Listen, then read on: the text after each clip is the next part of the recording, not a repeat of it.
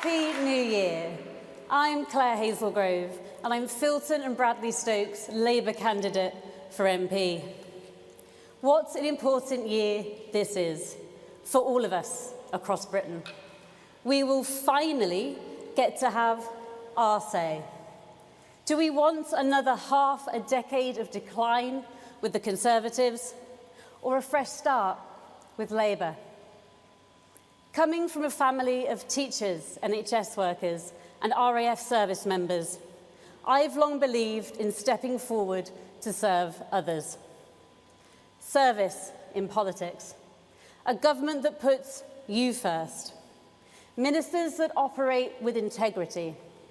A Prime Minister who makes every decision he takes with hard-working people in mind. The Prime Minister that Keir Starmer will be. Keir's career has been built on serving others. And he hasn't just delivered that service, but he has created the change needed to make sure it's lasting. Friends, could you have imagined 4 years ago that we would be here? The January of an election year with Labour positioned as a government in waiting. Our party has fundamentally changed. And that change has been driven by Keir. Not for the party, not for change's sake, but for hard-working people. Labour is now back in the service of working people. Service. A value lacking in British politics for far too long. And people don't ask for too much. Stability, security, fairness. Knowing that if we work hard, then we should have the same chance as anyone else to fulfil our potential. That we'll be able to provide for our families through good wages earned from decent jobs, to enjoy life and give back in our own way. But after 14 years of Conservative government, that's no longer guaranteed. With waiting lists up, crime up, and the cost of living still going up, simple things are much harder than they should be. This year, you can choose a better way. I know it doesn't always feel like this when you're up against so much. But with the election around the corner, you have the power to change things for the better. You can choose to tell this failed and out-of-touch Conservative government that they've had 14 years of chances. Now, it'll take time to deliver the scale of the change that Britain needs. But by voting Labour, you will have a government on your side again. A government that believes in politics as a force for good. A mission-led Labour government focused relentlessly on improving the lives of working people and their families. But one thing we can be sure of is that if we don't vote for change, it won't happen. So in 2024, no matter how you voted before, I ask you to look again at Labour. Let's give change a chance, and together we can get Britain's future back. It's my honour to introduce the person who could not be more dedicated to building this better Britain. Please welcome Keir Starmer.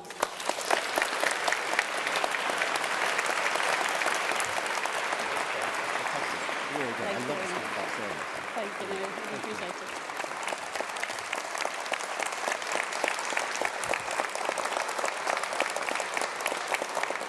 Thank you, Claire. You will be a great candidate, a really great candidate for Filton and Bradley Stoke, and I hope in time an even better MP.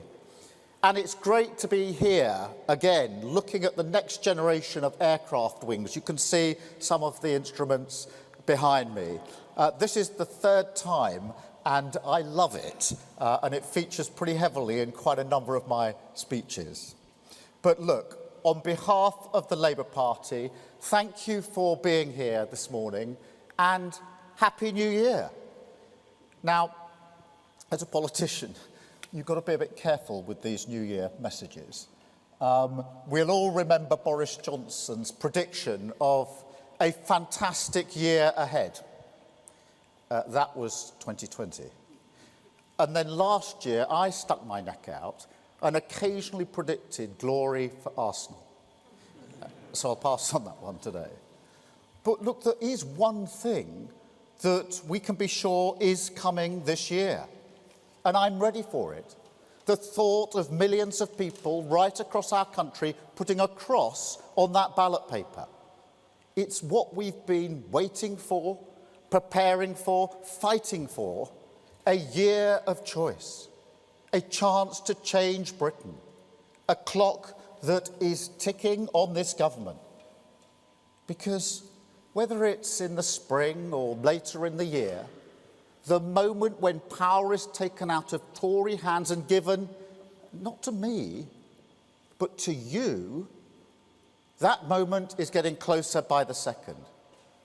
So, if you've spent the last 14 years volunteering to keep your park clean, your library open, for children to have opportunities, if you've been breaking your back to keep trading, steering your business through the pandemic, the cost of living crisis, the challenge of Brexit, and the chaos of Westminster, if you've been serving our country, whether in scrubs or in the uniform of your regiment, and what you want now is a politics that serves you, then make no mistake, this is your year.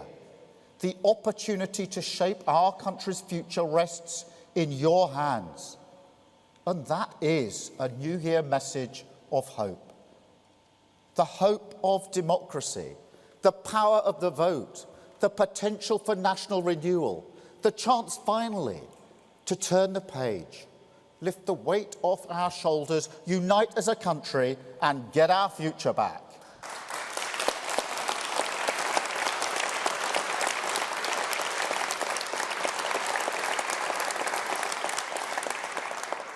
For 4 years I've been working for this. 4 years working for the chance to tilt this country firmly and decisively back towards the interests of working people. It's been a long, hard slog. And I won't lie, I've hated the futility of opposition, the powerlessness and, yes, the pain that comes from watching the Tories drive the country I love into the rocks of decline. I didn't come into politics for that. I didn't expect a front row seat on this Tory performance art, a song and dance for your political attention, because they find performing so much easier than the hard graft of practical achievement. No.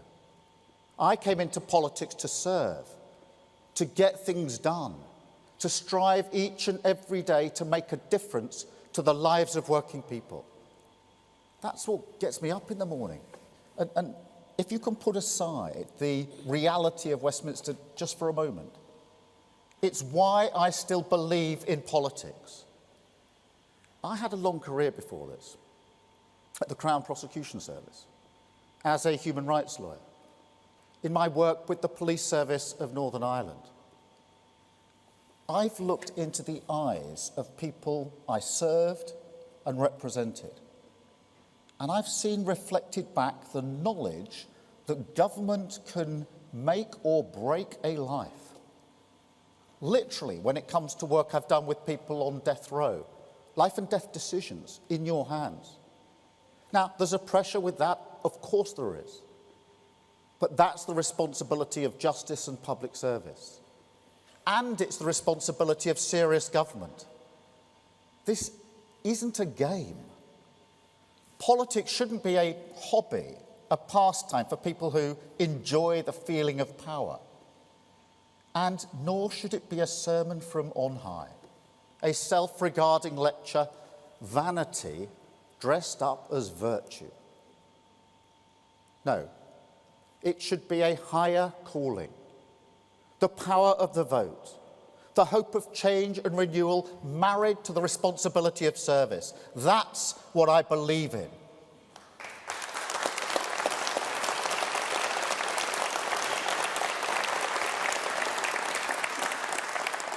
And yes, I believe it's still the best way to change our country for the better. Its success or failure is written into the walls of every community in this country. The hospital your children were born in, the home you live in, the wage in your pocket, the opportunities in your town, the sense of pride or unease when you walk down your street. That's all politics. So this year at the general election, against the tide of cynicism in Westminster, the gauntlet of fear the Tories will unleash, and most of all, the understandable despair of a downtrodden country, I will ask the British people to believe in it again. I will say, you're right to be anti-Westminster, right to be angry about what politics has become, but hold on to the flickering hope in your heart that things can be better, because they can. You can choose it. You can choose the hope of national renewal, the responsibility of service, what politics can and should be, and you can reject the pointless populist gestures, the low-road cynicism that the Tories believe is all you deserve.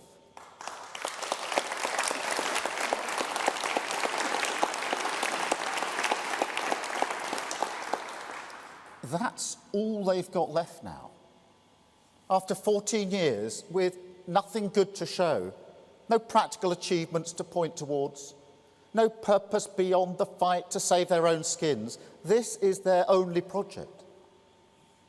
They can't change Britain, so they will try to undermine the possibility of change itself, take Britain down to their level, kick the hope out of all of us.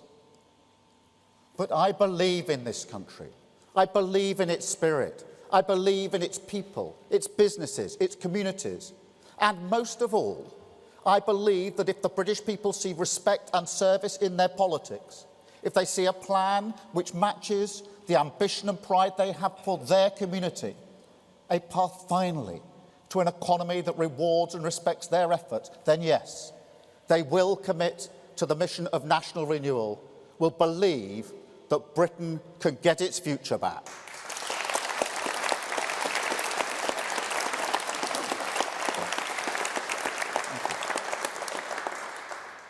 But I'm under no illusions. This is a huge test. We're trying not just to defeat the Tories, but to defeat their entire way of doing politics. A mindset that seeks out any differences between the people of this country and, like weeds between the paving stones, will pull apart the cracks so ultimately they can divide and rule. I have to warn you, they will leave no stone unturned this year. Every opportunity for division will be exploited for political potential. That's a given. But do not doubt for a second that we're ready for it. Do not doubt that we will show the British people that the real risk is 5 more years of a Tory government that will be even more entitled, even more self-serving, even more complacent, that your vote can be taken for granted.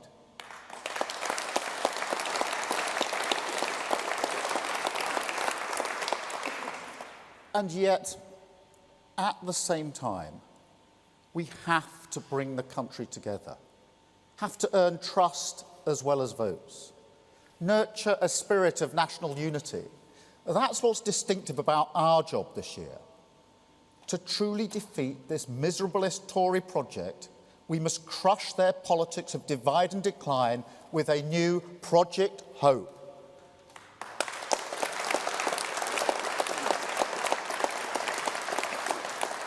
Not a grandiose utopian hope, not the hope of the easy answer, the quick fix, the miracle cure. People have had their fill of that from politicians over the last 14 years.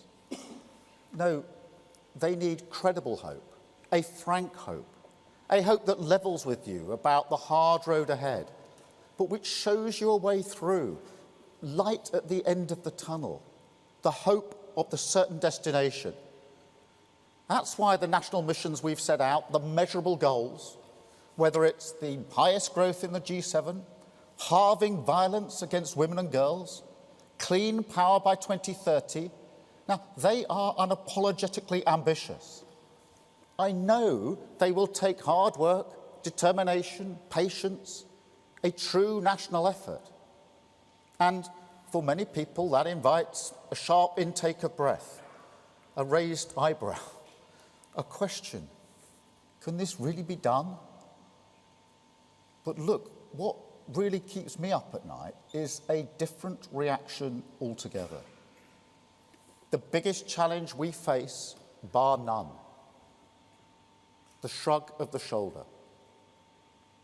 Because this is the paradox of British politics right now. Everyone agrees we're in a huge mess. Services on their knees, an economy that doesn't work for working people, even when it grows, let alone when it stagnates like now. Everyone agrees as well that it's been like this for a while, that Britain needs change, wants change, is crying out for change. And yet, trust in politics is now so low, so degraded, that nobody believes you can make a difference anymore. Also that after the sex scandals, the expenses scandals, the waste scandals, the contracts for friends, even in a crisis like the pandemic, some people have looked at us and concluded we're all just in it for ourselves. A nation that is so exhausted, tired, despairing even, that they've given up on hope. A national mood which, if we aren't successful with our Project Hope, the Tories will subtly seek to exploit. I mean, seriously, after failing to deliver change, after ludicrously pretending that they could represent change, they now sense the opportunity of a new strategy, an attempt to take the change option off the table altogether. And not just at the next election. No, their strategy has also one eye on salting the earth of Britain's future. A plan to make sure that if Labour does earn the right to serve, we will find it harder to bring our country together for the common good.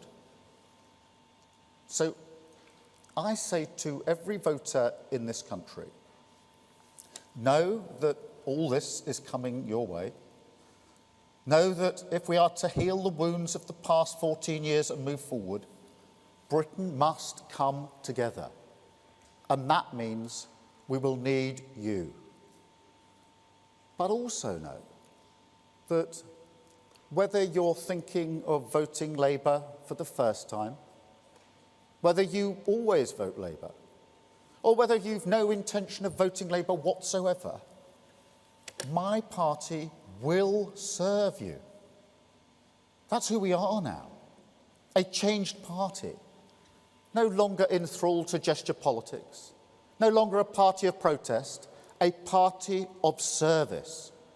Rebuilt, renewed, reconnected to an old partnership, a Labour partnership, that we serve working people as they drive Britain forward.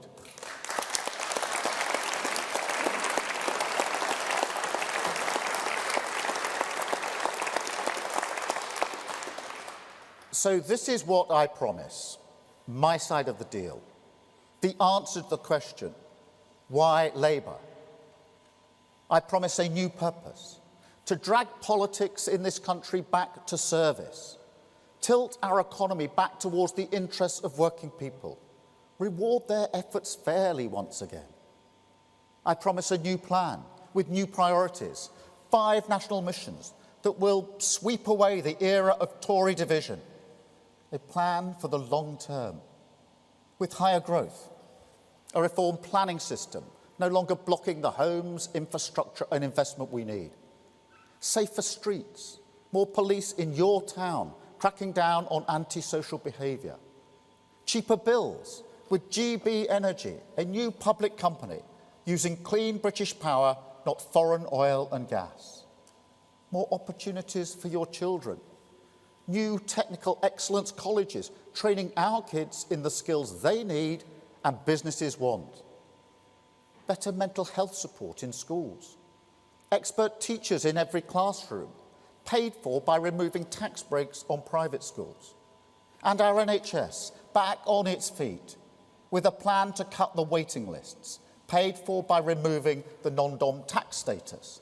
2 million more appointments every year in an NHS clearing the backlog 7 days a week.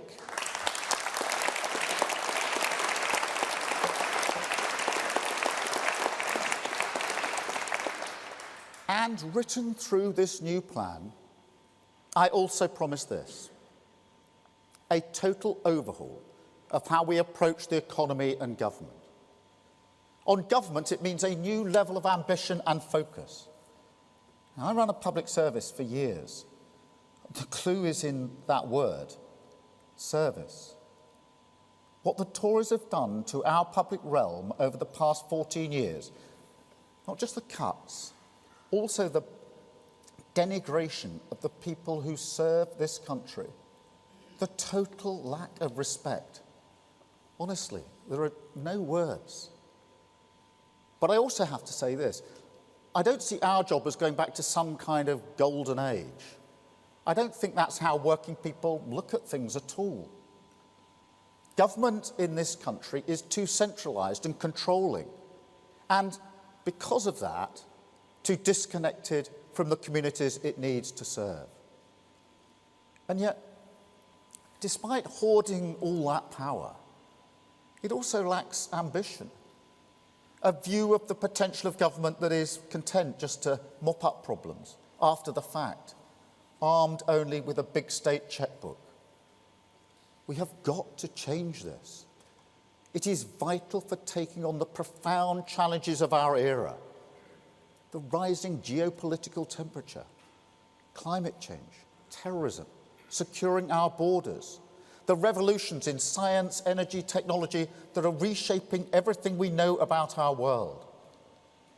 So I promise this: a new mindset, mission government, an understanding at the core of everything we do that it is our job to tackle tomorrow's challenges today.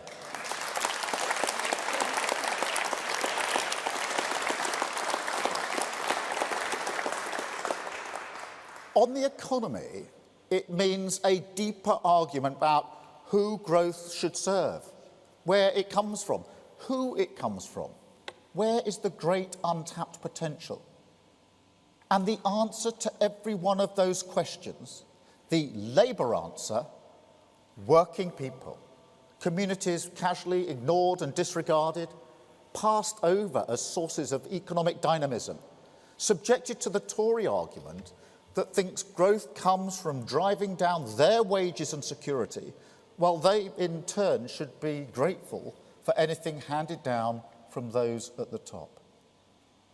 You know, I've read that the Tories want to fight the election on this terrain, that they think their economic comfort zone still has some purchase. But let me tell you, what used to be their strength is now their weakness. The so-called party of business, which now hates business, that boasts about tax cuts while raising taxes higher than at any time since the war. That claim, even now, to be the party of sound finance, but that crashed the economy and made you pay. They have nothing left on this anymore. Their credit rating is 0. And we have turned the tables with a plan for the growth Britain needs. Only Labour will deliver a proper industrial policy and higher investment. Only Labour will bulldoze through the planning red tape and get Britain building. Only Labour will transform our labour market with stronger workers' rights. We don't just expect an election on the economy, we want an election on the economy, and we're ready for that fight, ready to close the book on the trickle-down nonsense once and for all.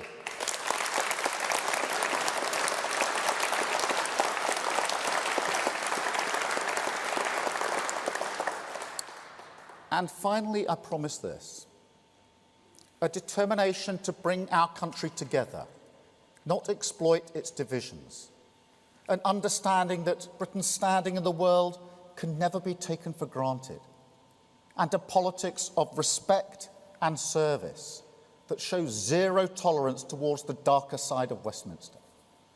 Now, don't get me wrong, there are good people in Westminster, people who love their country and want to change it for the better. And yet, a basic principle of any organisation I've worked in outside of politics, that you should follow the rules you set for others, uphold the values you advocate, this just doesn't seem to be followed or understood in Westminster. I mean, honestly, what does anyone think it looks like to the people of this country to see people rewarded, honoured, for crashing the economy under Liz Truss? If your mortgage is going up this year and you see those people swanning around the House of Lords, what do you think? No, I say to all my fellow politicians, Labour and Tory, to change Britain, we must change ourselves. We need to clean up politics. No more VIP fast lanes. No more kickbacks for colleagues. No more revolving doors between government and the companies they regulate. I will restore standards in public life with a total crackdown on cronyism.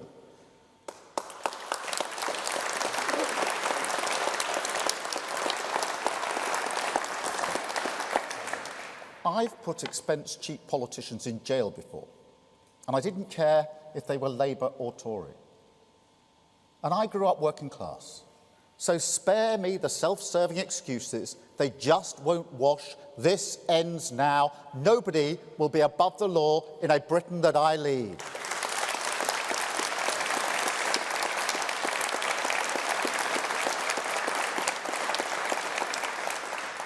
But with respect and service, I also promise this: a politics that treads a little lighter on all of our lives. Because that's the thing about populism or nationalism. Any politics fueled by division. It needs your full attention, needs you constantly focusing on this week's common enemy. And that's exhausting, isn't it? On the other hand, a politics that aspires to national unity, bringing people together, the common good, that's harder to express, less colourful, fewer clicks on social media, and in some ways, it's more demanding of you. It asks you to moderate your political wishes out of respect for the different wishes of others. I mean, 45 million voters can't get everything they want. That's democracy. So no matter the road the Tories take this year, I believe that if people see the commitment to service is always there in politics, if they can see that people in power respect their concerns, then I think a lot of people across the country, after everything we've been through in the last 14 years, will find some hope in that. It will feel different, frankly. The character of politics will change, and with it, the national mood. A collective breathing out, a burden lifted, and then the space for a more hopeful look forward. Because the truth is, it's this kind of politics, and only this kind of politics, that can offer real change. The energy needed for divisive politics is a distraction. You can see that with the SNP in Scotland, or the Tories here in England. And I learnt this firsthand in Northern Ireland. Before the police service of Northern Ireland was set up, the idea that the nationalist community would buy into it in any way was utterly unthinkable. Now, there's always more work to do on that. Peace in Northern Ireland has to be won every day.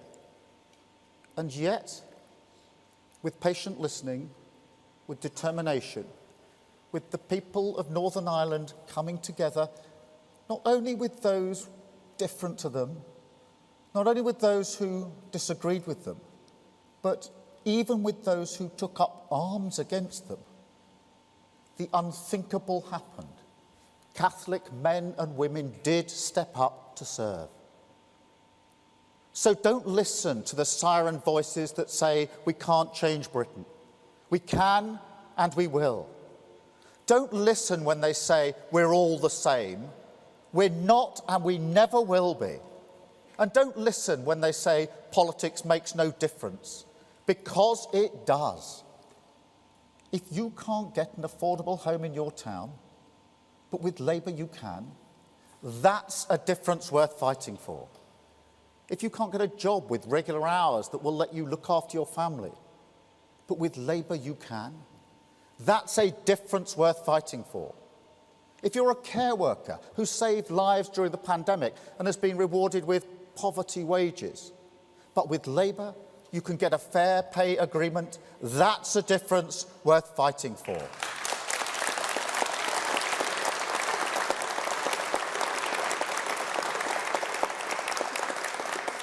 The same is true for our NHS, for our schools, climate change and energy security, securing our borders, restoring Britain's standing, crime and justice. Only Labour will make a difference. Only Labour will drag our politics back to service. Only Labour can lead Britain towards national renewal. And you have the power to vote for it. A party of service with a plan versus a party with nothing to offer because it only cares about itself. Hope or cynicism? A new politics or the same old Westminster? Continued decline with the Tories or national renewal with Labour?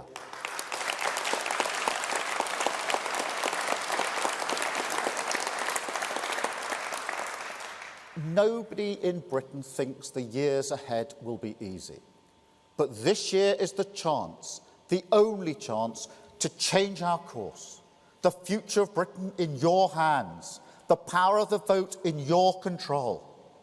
And we will fight every day to earn it. Why Labour? Because we serve your interests. Why Labour? Because we will grow every corner of our country. Why Labour? Because we have a plan to take back our streets, switch on Great British Energy, get the NHS back on its feet, tear down the barriers to opportunity and get Britain building again.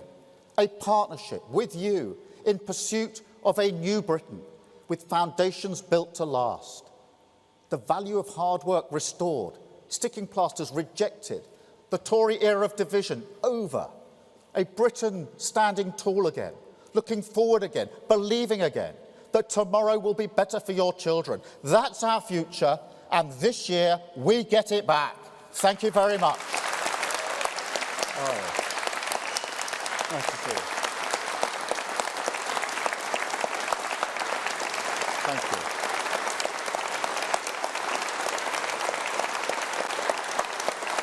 Thank you very much.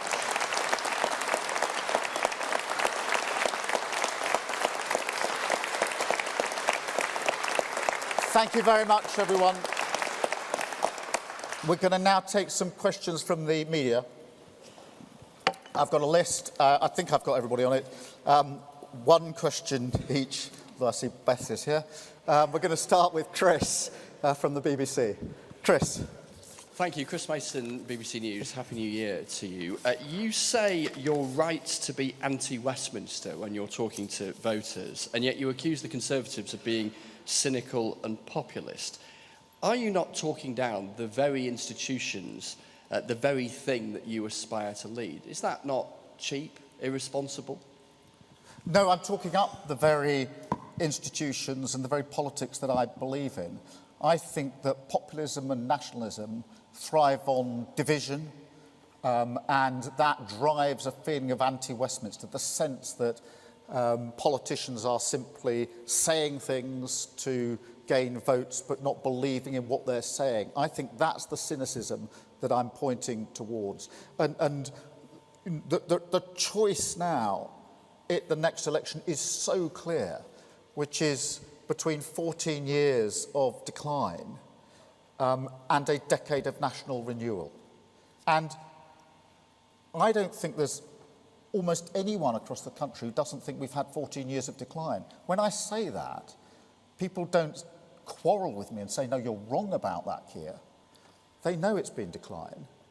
What we're offering is a decade of national renewal. Decade to indicate it's going to take time. National, that it's a national project. And renewal because we want to not just fix the country, but take the country forward.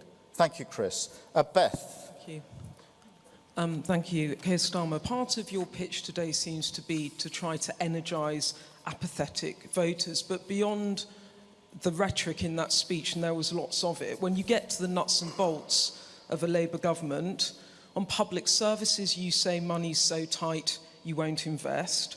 On tax you more or less ape the Tories, and you seem to be ditching your one big idea, which is big money for green investment. Your entire pitch seems to be vote Labour to see the back of the Tories.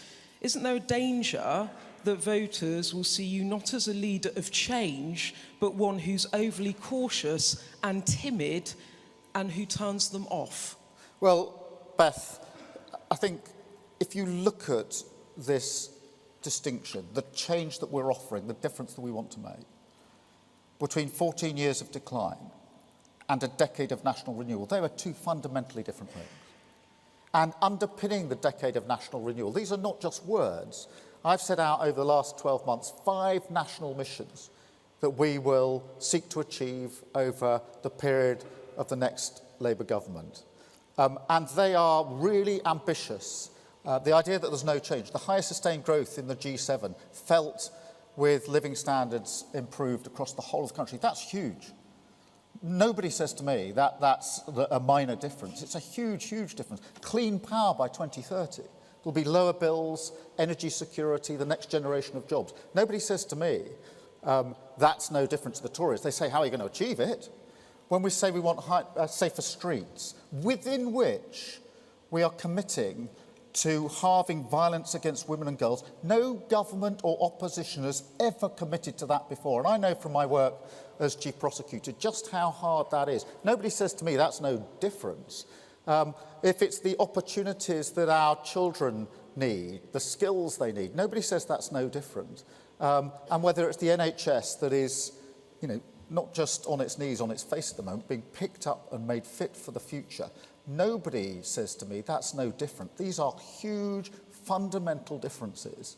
And the power this year is with the voters to vote for that change. So I think there's a huge, clear distinction here. We've set out our case in terms. It is very clearly the risk of going on with 14 more years of this decline, or turning our face to the task of national renewal. And that, I think, is a fundamental difference in politics. Thank you, Beth. Anushka. Anushka Stana, ITV News. Keir Starmer, you say you want to fight this election on the economy. This week, your party slammed the government for raising taxes, including freezing income tax thresholds. If you don't want voters to be cynical, then level with them. If you win power, will you unfreeze income tax thresholds? Well, Anushka, look, starting from fundamental principles on this, I do want more people to have more money in their pocket. That's a fundamental principle that we start with. Now, the question is, how do we get to that? And I'm challenged on tax all of the time. The first lever that we want to pull, the first place we will go, is growth in our economy, because that's what's been missing for 14 years. Without growth, we won't have the money to run our public services, to provide what is desperately needed. So that's why we've put all of our focus on growth and on the economy. Now, where we are going to make adjustments to tax, we've been really clear about what that looks like. So we've said what we're going to do with VAT on private schools, the non-dom status, the loopholes that we have. So where we are making adjustments, we've been very, very clear about it. And as Pat McFadden said this morning on the media, any tax cuts have to be fair and affordable, and we have to be realistic about that. But I think the place to go is to growth on this. But the idea, frankly, that the Tories can lecture anybody about tax cuts or tax rises is now ludicrous. We've got a higher tax burden now than at any time since the Second World War. That's every government, including all those Labour governments. So they're in absolutely no position. And that's why I said centrally in this speech, if they want to fight on the economy, if they still think in some fantasy land that this is strong territory for them, they don't realise how much we've turned the tables now. They don't realise just how poor a card that is for them to play. Thank you, Anushka. Can I go to Paul, Channel 4? It's Keir, Paul McNamara, Channel 4 News. Where's your jacket? Another glitter incident? Sorry, wrong question. Don't tempt fate.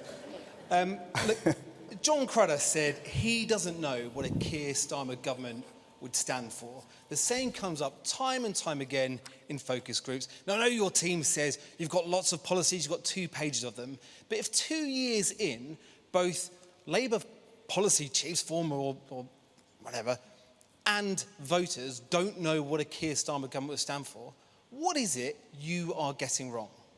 Well, Paul, thank you for the question.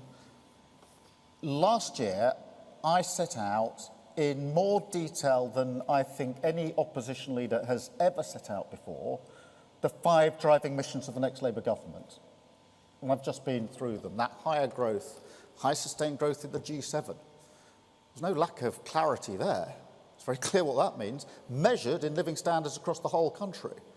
An NHS, not just off its feet, but fit for the future. No lack of clarity there. Nobody said, what are you talking about? I don't understand that. The opportunities that children and young people need for the skills they need for their life and the work they're actually going to do. You can't say, well, that's a bit ambiguous. I don't understand that. Safe streets, halving violence against women and girls. What's ambiguous or unclear about that? And so, you know, and clean power by 2030, this idea of ensuring we have lower bills, energy security, and the next generation of jobs. There's no lack of clarity there. So I believe firmly that we've set out precisely what we're going to do. I've also said that these will be our priority. And I've said a number of times there will be good Labour things we won't be able to do in quite the way we wanted when we wanted. So set out in terms of what we're going to do, how we're going to do it, how we're going to achieve it, and I take your question as an invitation just to repeat that so that hopefully those that still claim that we've not been clear can have another chance to remind themselves of all the things I've been saying for many, many months now. Thank you very much. Chris, GB News. Thank you. Christopher Hope, GB News. You mentioned clean power there by 2030, lower bills, that would mean. How would you fund the 28 billion annual cost of your net zero measures? From borrowing or taxes? And a quick one about the darts last night. Has Luke Littler's maturity and professionalism shown that 16-year-olds are ready to have a vote? The voting age should be cut from 99 to 88. Chris, Happy New Year. You're the first to breach the one question rule. I'm sure Beth is going to be vying to get that position back as quickly as possible. Look, on clean power 2030, the first thing to say is, let's be clear what the mission is, which is clean power by 2030. And that is one of our 5 missions, and we are determined to achieve it for all the reasons I've said, because with that comes lower bills, with that comes energy security. Putin can't put his foot on our throat, and with that comes the next generation of jobs. We've set out how that will be funded, the money that is needed for the investment that is undoubtedly needed, saying that the £28 billion will be ramped up in the second half of the Parliament, that it'll be subject, of course, to any money that the government is already putting in, and it'll be subject to our fiscal rules. And that means that if the money is from borrowing, which it will be, borrowing to invest, but the fiscal rules don't allow it, then we'll borrow less. So it's very clear, and that's why this attack is utterly misconceived on us. It's a very clear strategy, and frankly, I think most people understand the argument. It's an everyday argument that you have to invest in the future, and that's what we will do. It's the lack of investment, the lack of long-term thinking that has put us in the position we're in now. We're more exposed on the international market when it comes to energy than many other countries. Why? Because the government never took long-term decisions. I'm not prepared for an incoming Labour government to make that mistake. Thank you, Chris. Sorry, on the darts. Firstly, I mean, Luke Littler, I mean, it's been incredible watching the darts, seeing what he has done. I'm not going to claim I watch darts every day. Everybody knows football is my game, but it has been quite an electrifying couple of days. And I'm a big believer in 16-year-olds and being able to express their views, have their vote and win darts tournaments. I thought he did brilliantly. I think everybody's incredibly proud of him as a 16-year-old, with real composure actually as well. I mean, you know, to do that on that stage in that way, just up the road from me in Ali Pali, was quite phenomenal, I thought. Thank you, Chris. Sophie from The Mirror. Thanks, Keir. Sophie Huskisson from The Mirror. If the Tories reduce or scrap inheritance tax, will you reverse this if you get into number 10? Look, on inheritance tax, we're fundamentally opposed to what the Tories are pretending they're going to do. They floated this, I think, last year. They're floating it again now.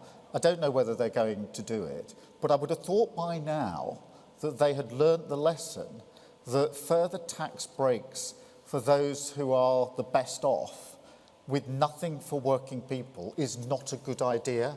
And I don't believe in tax breaks for those that are already well off when there's nothing on offer for working people. So I wouldn't be doing what they're floating. We'll wait and see whether they actually do it. They floated it many, many times already. Thank you, Sophie. Matt from The Times. Thank you. Matt Dathan from The Times. Immigration is bound to be one of the key issues at the election, and I'm not sure you mentioned that once in your speech. So I was going to ask you if that's all right. On illegal migration, you said you were open to the idea of processing asylum seekers abroad, either by allowing them to claim asylum from abroad or sending them offshore. Where would you send those people who are refused asylum? And just very quickly on legal migration, this time next year you could be inheriting a policy to increase the family visa income to 38,000. Would you keep that or scrap it? On the question of what we do with illegal migration, look, we've got a problem with the boats that are coming across the channel, and we need to stop them. Nobody should be making that dangerous journey across the channel, and the government has lost control of our borders, and that is why it's of such concern to many people in the country. And I'm open to credible ways of dealing with that.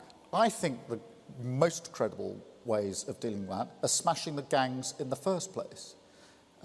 Those boats are being made now pretty much to order. They're bigger boats. They're being stored and brought in Europe and brought across Europe to the north coast of France and being used there.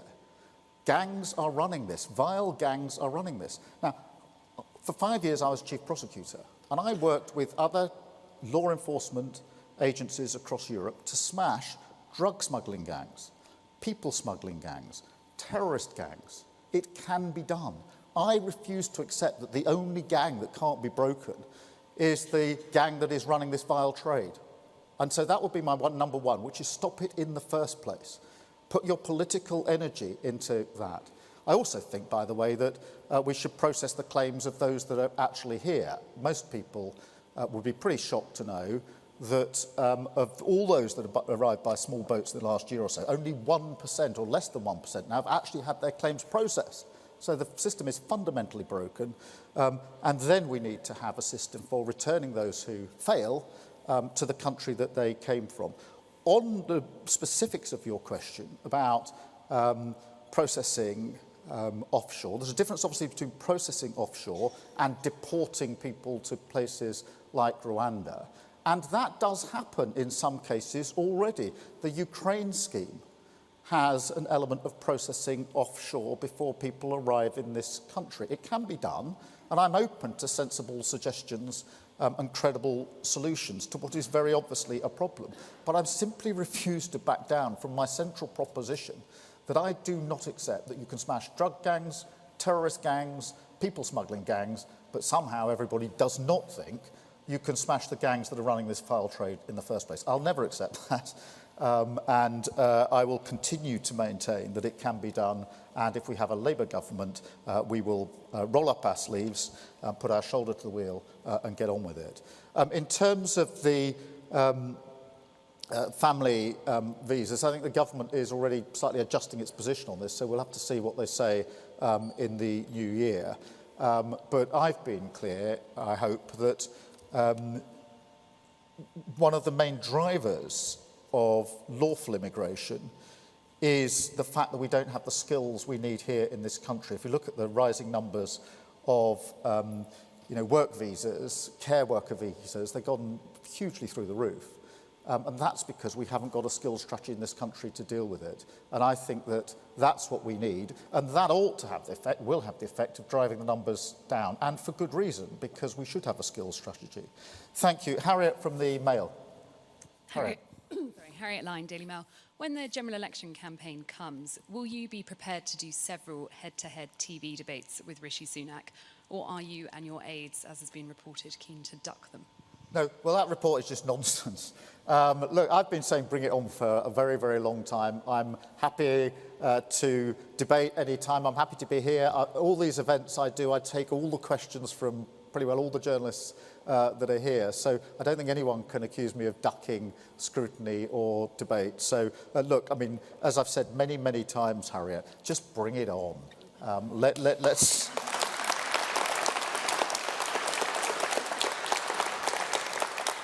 Chloe at the Eye. Chloe. Thank you. Just to go back to your earlier answer on income tax, you're attacking the Tories for frozen income tax thresholds, but saying Labour will not set out any changes to personal taxes until we see economic growth. Is that correct? And if so, what level of growth are we talking?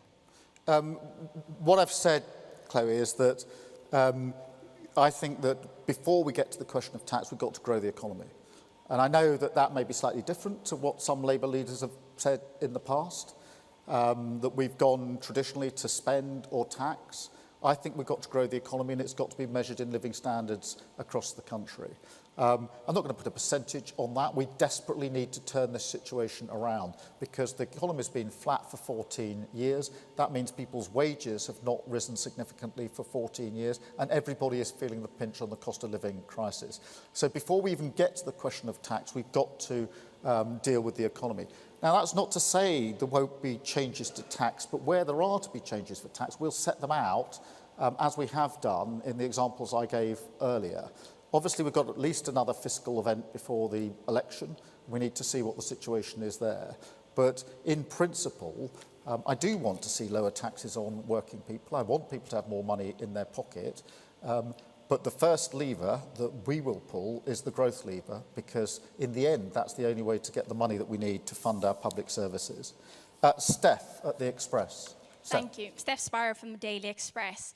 You have been on a journey over trans rights. So are single-sex spaces 100% guaranteed under a Labour government? Yes.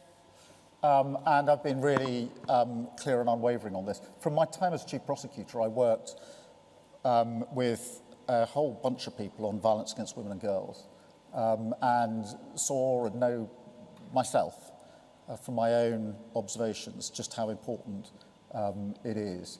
So that's never been an issue for me. I was persuaded of that many, many years ago now. I was doing that work in 2008 to 2013. Thank you very much. Jim from the FT. Jim Pickard, Financial Times. You've been very clear that you believe the Green Prosperity Plan is an investment in the future. But of course, the plan has been through changes in scope and changes in timing this year. It's been reduced in size and will be delayed somewhat. Can you guarantee that this plan will not go through further changes or further watering down before the election? And if you'll excuse me, the FT did a report this summer on a JP Morgan report which suggested that Peter Mandelson had stayed at the New York townhouse of Jeffrey Epstein in 2009 when he was de facto Deputy Prime Minister, and while the financier was imprisoned for soliciting prostitution from a minor. Do you think that Lord Mandelson, who is of course a close political ally of yours, has some questions to answer?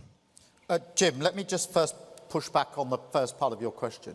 There is no question of pushing back on the mission. The mission is clean power by 2030.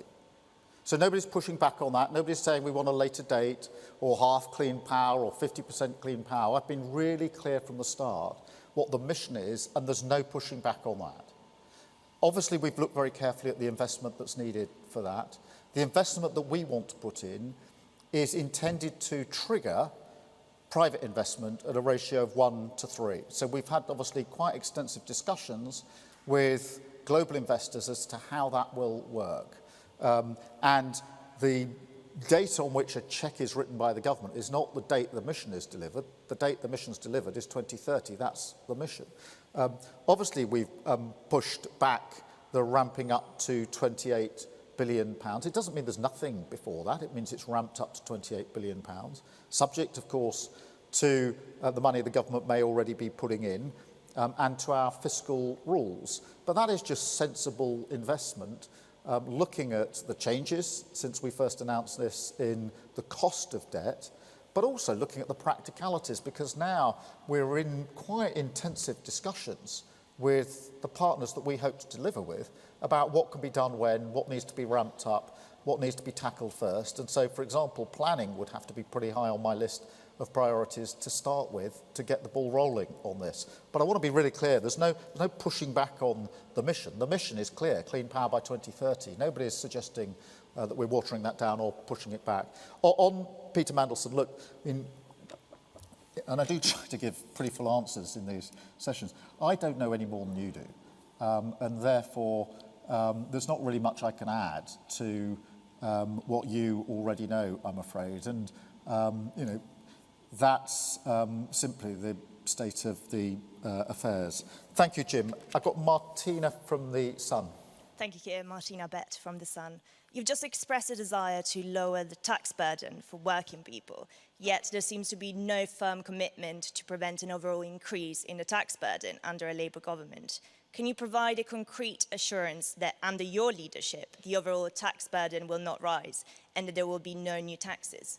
Well, so far as new taxes are concerned, we have actually set out a number of areas where we will increase taxes. So VAT on private schools is one, ending the non-dom tax status is another, closing some of the loopholes in our system.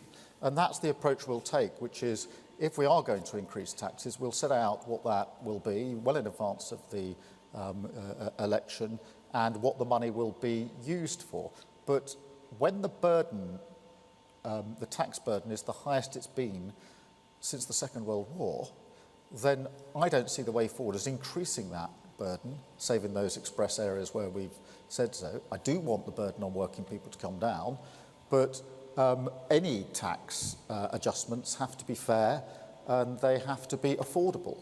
And that's the difference between us and the government. Fair and affordable is the rule. But I go back to my central point, Martina, which is that in the end, we can argue about tax and spend all day long. If we don't grow the economy, that is an ever-reducing discussion that we're having, because we need to grow the economy first. And that's why everything I've said about the missions is premised on our argument about growing the economy. And all four missions ladder up to growing the economy the fastest sustained growth in the G7. The NHS argument isn't just about health, it's about the economy. The skills argument for young people isn't just about skills for young people, it's about the economy. Safe streets is not just about safe streets, it's about safe places for our businesses to thrive on their high streets. That's about the economy. And clean power is to answer one of the single problems where almost every business tells me, which is my energy costs are through the roof and I can't afford it. And you need to do something to help me. So all of those ladder up to that. Thank you, Martina. I've got Amy from The Telegraph. Thanks, Keir. Amy Gibbons from The Telegraph. You've been very critical of the Tory tax burden, as we've just heard. So what is more of a priority for you, cutting personal taxes or business taxes? Amy, I'm not sure I can improve much on the answer I've given 2 or 3 times now. In the end, the focus has to be on growth. And I know the government is floating, tax cuts. This is what Liz Truss did. She floated tax cuts that were uncosted. And it crashed the economy. And working people are paying. They're paying more in their bills, paying more in their mortgages, even now. And so she's now rewarding, or the government's now rewarding, through honours, the people who broke the economy, for which working people who are watching this are still paying the price. I will never let a Labour government ever do that to working people. This isn't just an issue about going into the election with tactical positioning. I will never let a Labour government do what Liz Truss has done to working people. Absolutely not. And that's why we've been so clear, careful if you like, cautious if you like, about the stability and the sort of fundamental rock that we need in our economy. Because that, as I said in the speech, what on earth are people supposed to think when they are paying more money every month on their mortgage, sometimes hundreds of pounds each and every month, and they look at the television screen and see the architects of their misfortune swanning around the House of Lords? You will never get that from a Labour government. Thank you all very much indeed. Thank you. Now, coming off here. I think we're next door.